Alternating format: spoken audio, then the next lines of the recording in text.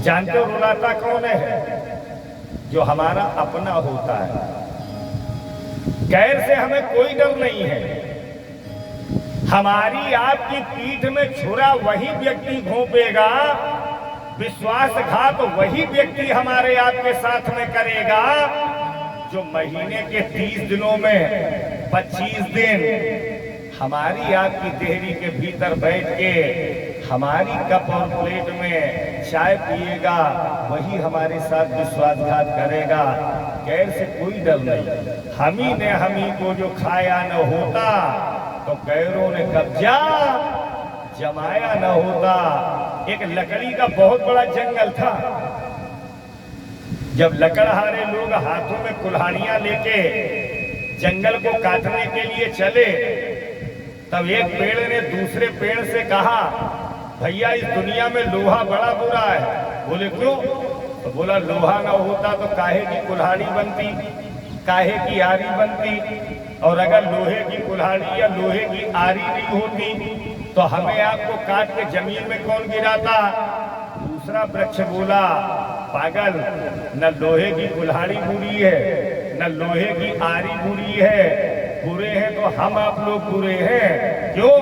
भले ही लोहे की कुल्हाड़ी हो, लोहे की आरी हो, लेकिन जब तक उस लोहे की कुल्हाड़ी और आरी में अपने परिवार का लकड़ी का पेट नहीं पड़ेगा, तब तक भी हमें आपको काट कर जमीन पर गिराने वाला कोई है नहीं, है ना?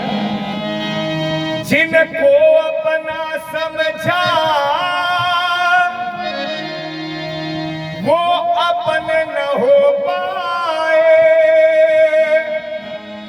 वो गैर की बाहों में आराम से सोते हैं। कुछ लोग जमाने में ऐसे भी तो होते हैं। और देखना, जिनके लिए उठ कर हम रात में जगते हैं, वो अपने मकानों में मुंह ढांक के सोते हैं। राजा दशरथ जी के ऊपर बेटे का दुख पड़ा, किसी पड़ोसी से नहीं कहा, मित्र से नहीं कहा। कहाँ गए? आपके जीवन में माता जी कभी कोई तकलीफ पड़े, जीवन में दुख आवे, तो अपने दुख का रोना सबको न सुनाओ।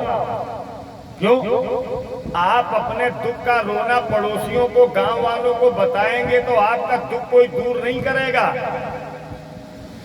बल्कि आपके दुख की तकलीफ की एक गेंद बनाएगा, बीचों बीच चौराहे पर रखेगा, ऐसी लात मारेगा, जब आपके दुख की तकलीफ की वो गेंद गांव के हर गली के घर के दरवाजे से होकर निकलेगी तो लोग तुम्हारे दुख का मजाक उड़ाएंगे। और अपना दुख बताना हो तो कहाँ आओ? या तो भगवान के मंदिर में चले आओ, श्री महालक्ष्मी यज्ञ की परिक्रमा करके अपना दुख भगवान को बताओ, महाराज जी के चरणों में बैठ करके प्रणाम करके इनको अपना दुख बताओ, है ना?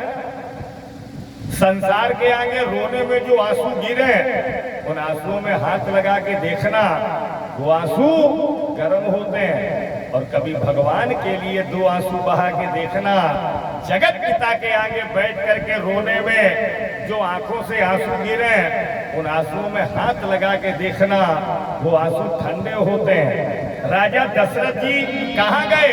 मानस पढ़िए। गुरुग्रह गयाऊ तुरत महिपाला, गुरुग्रह गयाऊ तुरत महिपाला, गुरुग्रह गयाऊ तुरत महिपाला, गुरुग्रह गयाऊ तुरत महिपाला, शरण नाग करी विनय विशाला, शरण नाग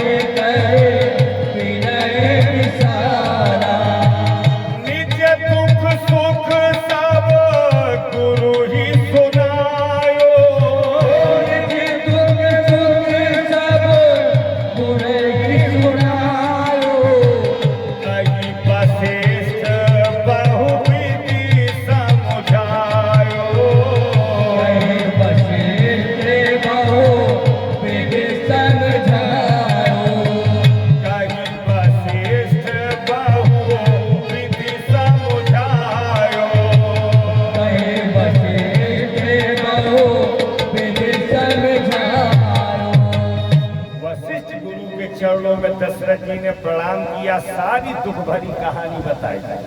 महाराज आशीर्वाद दो, हम भी पुत्र वाले बेटे वाले हो जाएं।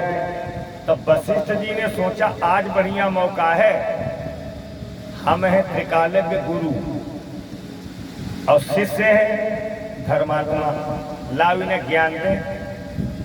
तो वशिष्ठ जी ने कहा दशरथ जी से, राजन एक बात बताओ, चिंता और चिता दो चीजें हैं, बताओ माता जी चिंता बड़ी है कि चिता बड़ी है?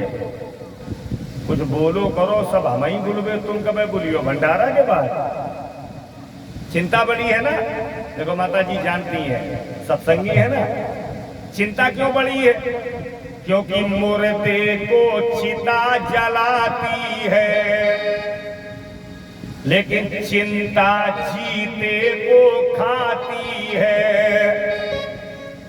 तो वशिष्ठ जी ने कहा दशरथ जी से, जब जानते हो चिंता बड़ी है तो फिर भी चिंता लेके आए, अब वो भी बेटे की चिंता। कबीरदास जी लिखते हैं माता जी, संसार में अगर पिता का सबसे बड़ा कोई दुश्मन है तो बेटा है। लड़का से बढ़ के बाप का दुश्मन कोई पैदा ही नहीं हुआ आज तक। बता दें कैसे? जनमत ही तारा हरो ब्याहु भये पर भौन। पहले पति पत्नी दो ही लोग थे, ठन ठन पाल मदन गोपाल, बड़ा पति पत्नी में प्यार। ऐसी भगवान की दया हुई, पति और पत्नी के बीच में एक बेटे ने जन्म ले लिया। तो सही बताना, तुम्हारी पत्नी का आधा प्यार बेटे में चला गया, गया कि नहीं गया? पहले मिलत थी हलवा पूरी, अब सतुआ घोर घोर पियो, न भूखे न मरो, लड़का को देखे।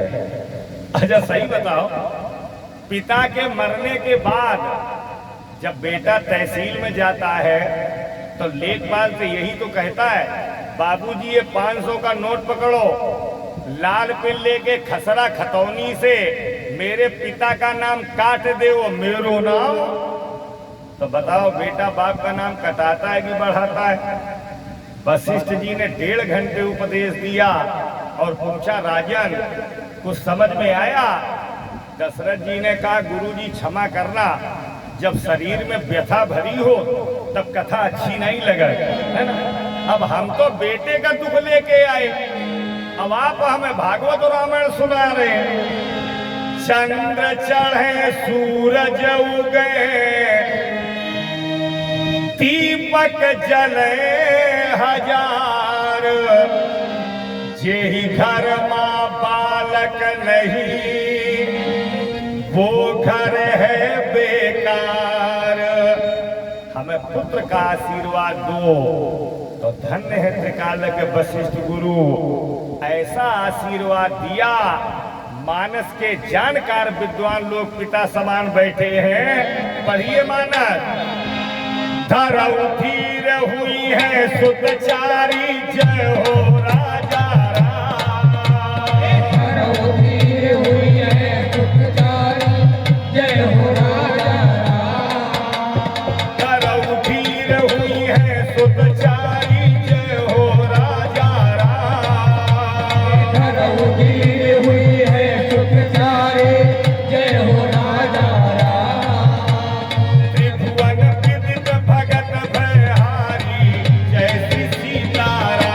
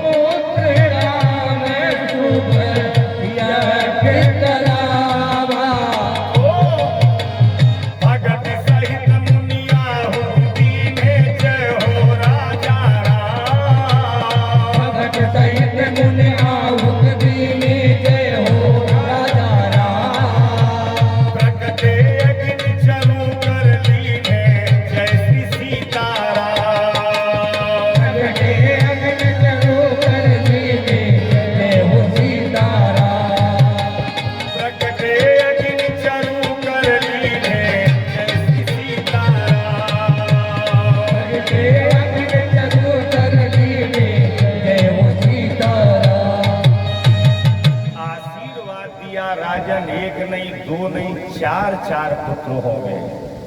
काय अम्मा सही बताओ, इतनी बिटियां बैठी हो, हम आपके घरे जाएं और कहा बिटिया एक गिलास पानी दे, बिटिया पूरी बाल्टी भर के पटक दे, ले ढकोस ही ले हो। कोई तो कहे अरे एक लड़का मांगने आए तो गुरुजी 2 का आशीर्वाद दे देते, है माता जी, 3 का आशीर्वाद दे देते, 4 बेटों का आशीर्वाद क्यों दिया? तो वशिष्ठ जी ने कहा राजन, मैंने तुम्हें 4 बेटे नहीं दिए, बल्कि 4 पुत्रों के रूप में तुम्हें 4 फल दिए, जिसमें धर्म है भरत, अर्थ है शत्रुघ्न, काम है लक्ष्मण और मोक्ष है राम। श्रृंगी महात्मा को बुलाया गया। श्रृंगी महात्मा को क्यों बुलाया गया? राजा दशरथ के जब कोई संतान नहीं थी तो इनके एक मित्र थे जिनका नाम था राजा रोमपाद। उन्होंने अपनी एक शांता नाम की बेटी इनको गोद में दी और उस शांता नाम की बेटी का विवाह दशरथ जी ने श्रृंगी महात्मा के साथ किया। तो मान पक्ष पड़े दमाद की नहीं पड़े। और उस समय अगर पुत्रेश यज्ञ का सबसे बड़ा कोई जानकार था तो श्रृंगी महात्मा। अयोध्या से 19 किलोमीटर दूर है ना एक स्थान पड़ता है मखौड़ा धाम। आज भी दशरथ जी की पुत्रेश यज्ञशाला बनी है। निसंतान लोग जाकर के वहाँ कथा सुनते हैं, हवन करते हैं, राम जी सरकार की कृपा होती है, झोली भी भरती है और गोद भी भरती है। मैं निवेदन करूं आपसे, पूरी रामचरित मानस के पन्ने खोल के देखना, माता जी बाल कांड से लेके और उत्तर कांड तक पूरी रामायण में 6 यज्ञ हुए। जिन 6 यज्ञों में 3 यज्ञ असफल माने बेकार हो गए और 4 यज्ञ सफल हो गए। पहला यज्ञ बेकार हो गया दशरथ जी का पुत्रेश, पहला यज्ञ बेकार हो गया राजा दक्ष का यज्ञ, दूसरा यज्ञ बेकार हो गया रावण का यज्ञ और तीसरा यज्ञ बेकार हो गया मेघनाथ का यज्ञ। और रामायण में 4 यज्ञ सफल हो गए। पहला यज्ञ सफल हो गया दशरथ जी का पुत्रेष्ठ यज्ञ, दूसरा यज्ञ सफल हो गया विश्वामित्र जी का यज्ञ और तीसरा यज्ञ सफल हो गया जनक जी का धनुष यज्ञ और चौथा यज्ञ सफल हो गया हमारे पूज्यपाद संत वेदांती जी अखंड परम धाम आश्रम बिजना जैसे पवित्र गांव का ये महालक्ष्मी यज्ञ। यज्ञ माने जो अपनी वस्तु श्रद्धा और विश्वास के साथ भगवान के चरण कमलों में समर्पित की जाए उसे कहते हैं यज्ञ। आहुतियां पढ़ने लगे। भगति सहित मुनि आहुति दीने प्रकटे अग्नि चरु कर लीने। अग्नि देवता हाथ में पायस माने खीर का प्रसाद लेके प्रकट हुए। दशरथ जी से कहा जाओ राजन इस खीर के प्रसाद को तीनों रानियों में बराबर बराबर बांट दो, है ना। दशरथ जी उस पायस माने खीर के प्रसाद को लेकर के गए तो देखना